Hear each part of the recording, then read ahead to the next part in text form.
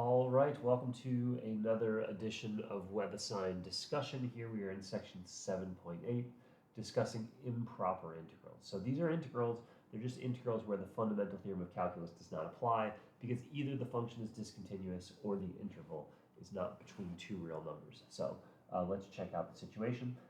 Here, the interval is between two real numbers, but the function must be discontinuous. In fact, the function does have a discontinuity at x equals 4. Oh God, we have to know whether it's a type 1 or a type 2 improper integral? What does that even mean? I'm going to guess that the asymptotes are type 2. Yep, that's true. So, okay, I don't love that they're testing what's a type 1 and what's a type 2. I'll have to make sure that I mention that in class whenever we're going over this. But yeah, I guess type 1 is going to be an improper integral where you have an infinite bound, and type 2 is going to be where you have a discontinuity. So we have a discontinuity in this case. This is a type 2 improper integral. The second one has an infinite bound. Infinite bound would be a type 1 improper integral, because we have an infinite integral of integration. So you never could have an infinite integral of integration be the reason for type 2. Type 1 infinite integral, type 2 would be a discontinuity. But this function has a discontinuity at x equals 3 and minus 3, but that's not within our interval. What about this one? There's got to be a discontinuity here, right? And x equals a half, right? Tan pi over 2 is undefined, if I'm not mistaken, because sine over cosine? Cosine is 0 up there. Yeah, that's a problem. So, x equals 1/2 is a discontinuity. So this is a type 2 improper integral because of the behavior at x equals a half. This one, we've got an infinite bound here. Now, yes, the denominator would be 0 and x equals 0, but x equals 0 is not in our interval of interest. The reason why this is improper integral is because the bounds are not between two real numbers. We've got a bound of minus infinity. So we've got a type 1 improper integral because an infinite interval is in play. Right, determine whether the integral is convergent or divergent. Convergent just means the limit associated with the improper integral evaluates to a real number, and divergent means the limit associated with the improper integral does not evaluate to a real number. So in this case, if you were working this out between 1 and infinity here, I believe this one will converge whenever you compute the capital F function. Remember how to play this out. You just sort of like replace this infinity with some parameter, whether it be b, because it's a top bound, or whether it be t, just in general. And then you're going to let that parameter, whether it be b or t, go to infinity. And so when you evaluate using the fundamental theorem, that parameter will be included within the expression whenever you compute capital F of b minus capital F of 1. And if that's okay, though, then you just take whatever that expression is that results, and then you let that b or that t or whatever letter you're using go to infinity. In this case, I believe we do get convergence. Here, now the bottom bound, or the a rather than the b, is going to minus infinity, which is okay, we can deal with that. You just compute the capital F function and evaluate. In this case, I think we get a divergent integral based on this factor of negative 1/5 downstairs. When you compute the antiderivative, you have a positive power of x, which is going to be a problem whenever that x goes to infinity. Right, e to the minus 9x, antiderivative here is just 1 over minus 9 e to the 9x, and here we do not have a discontinuity, but we do have an interval going to infinity, so we're going to replace that top bound with the b, evaluate capital F of b minus capital F of 0, and then take that expression, which will include the b, and then let b go to infinity. Because that b is going to be as a negative power over exponential, essentially a power of e in the denominator, I believe this integral will converge. What about this guy here? 1 over x plus 7 between minus 5 and infinity. There is a discontinuity here, but the discontinuity is at x equals minus 7, which is not included in our interval. So the only issue we have is that b is going to infinity, so we replace infinity with b, take a limit as b approaches infinity. We'll compute the antiderivative function, which I think is ln absolute x plus 7, and then we'll do ln absolute b plus 7 minus ln absolute minus 5 plus 7, and then if you let b go to infinity, as the input of the ln function gets large, the ln function gets boundlessly large as well, so we're going to be divergent in this case. Boy, gosh, we're just beating a dead horse. It feels like this, doing another type 1 improper integral, letting the top bound go to infinity, but whatever, that's fine. Here, you could use u sub u equals 1 plus x, but because the derivative of u in that case is just dx, the integration works as you would hope with the power rule, to say this thing of u to the minus 1/8 would just be u to the 7/8 times 8/7, right? And well, since the u is 1 plus x, and so, since the x is going to infinity, that's going to be a problem for convergence here. I believe this one's going to diverge, but definitely work out the details to be completely sure. All right, now we're into finally we're into dealing with the discontinuity. The discontinuity here occurs when x is minus 2. At x equals minus 2, we have a 0 downstairs, and that's a problem. So the way that we would deal with this is we replace the minus 2 with an a, and we take a limit as a approaches minus 2. But we'd have to make sure minus 2 approaches a from the right, because the a is the lower bound here, and we want to make sure that the approach to minus 2 is within our interval of interest, not outside of our interval of interest, because outside of the interval of interest, we'd still be including the minus 2 within our consideration, which would be a problem, right? Because if the a was approaching minus 2 in general from both sides, the a could be minus 1.9, and then we'd be including the discontinuity that we're trying to avoid. So we need to make sure that when we take this limit as the a approaches minus 2, that the minus 2 is being approached from the right.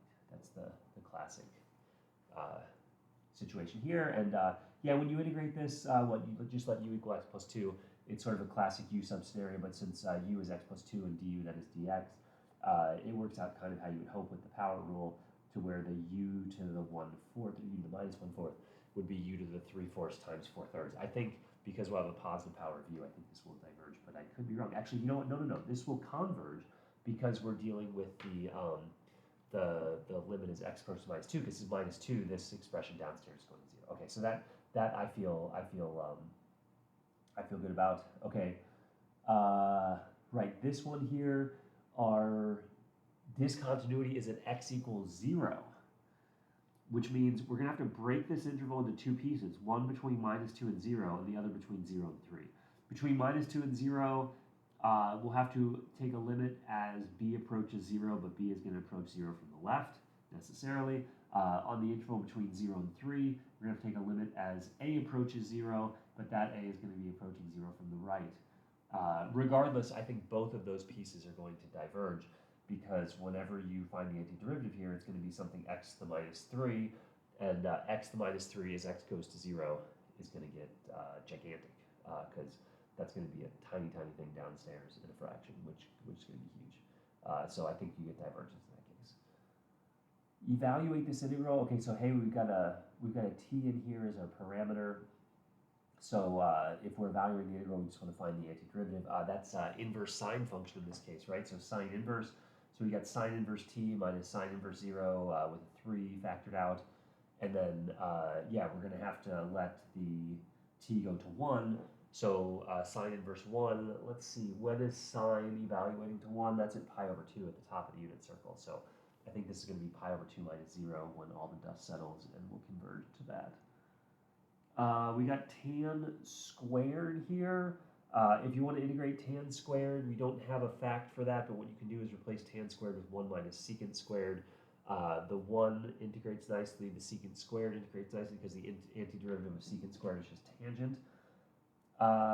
Is there a discontinuity here? Let's see.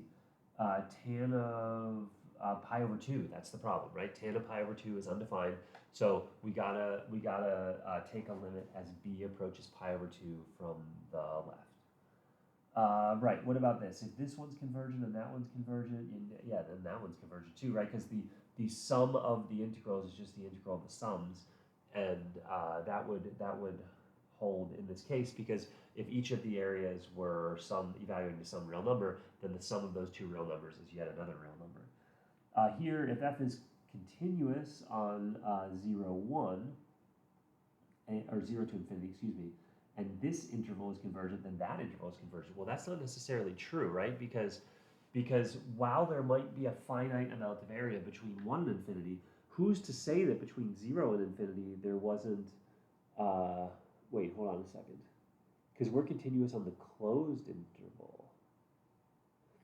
Right. Oh, this is actually a really subtle question, right? Because the interval between 0 and infinity is just taking the area between 0 and 1 and the area between 1 and infinity and adding it up.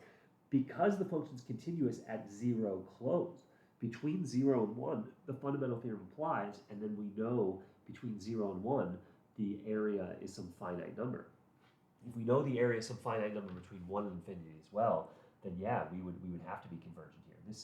The inclusion of the 0 is key here, because if the 0 was not included, we could have an asymptote, and then it's anybody's guess as to whether or not the integral would converge. But because the 0 is included, this is actually true. That's a great question, actually. If f is less than or equal to g and g diverges, oh, we got to be careful here. We got to be real careful, because in order to use a comparison test, the f and the g both have to be positive, which is not guaranteed here. So, right, the g could be divergent because it's too positive, and the f could be less positive and converge, but the g could be divergent and be positive, but the f could be divergent and be negative. So who's to say, right? This is definitely false. There's no guarantee about this. Gosh, this one goes on forever too. Holy moly. Okay, so true or false? This is convergent. Well, look at the power of x downstairs. So using the p-test here, right? If the power of x downstairs is bigger than 1, then we will converge. If the power of 1 downstairs is 1 or less, then we will diverge. Square root 2 is bigger than 1, so we will converge here. That's a nice test of the p-test in action. In general, when you're taking an infinite region of area, an infinite region of width under a function of the form 1 over x to the p, if p is greater than 1, the integral will converge. Determine whether the statement is true or false.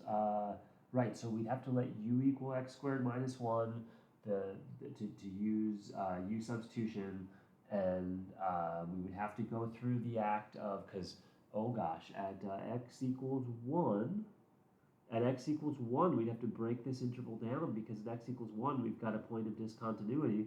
So we'd have to do interval between 0 and 1, interval between 1 and 5. And I believe whenever you run out all the details, you will run into an issue where between 0 and 1 and between 1 and 5, both of those integrals are going to diverge, because the antiderivative function is going to be in terms of ln's, and as the parameter goes to 1, we're going to be in a situation where we're dealing with an asymptote, and the asymptotes of the function 1 over u in this case, essentially is what's going on. Yeah, is going to be a problem. So I guess you could transform the bounds after doing your u substitution, and you'd have an issue at u equals 1. If you don't transform the bounds, the issue is at x equals 1. But yeah, regardless, I believe it's going to be false, because I believe you're going to get divergence here across the board. Okay, determine whether this is true or false. If this is convergent, then that's convergent. Well, yeah, right? I mean, if you have a real number worth of area on the entire number line, then yeah, some portion is definitely only going to be a real number. Then that's definitely true. What about here? If integral of x dx and g of x are both divergent, and that's divergent, that's not true, right? Because one of them could be divergent above the horizontal axis with positive signed area. One of them could be divergent below the horizontal axis with negative signed area. But when you add the two functions together, you could just flatline to be the constant function 0. So take like a function 1 over x, for example. 1 over x would be divergent, and minus 1 over x would be divergent, but their sum would be convergent. So this is definitely false. Whew, that was a long one. Boy, this is a heavy week of homework for 7.5 and 7.8. Welcome back from spring break, I suppose, and that'll do it. Hopefully this video was helpful.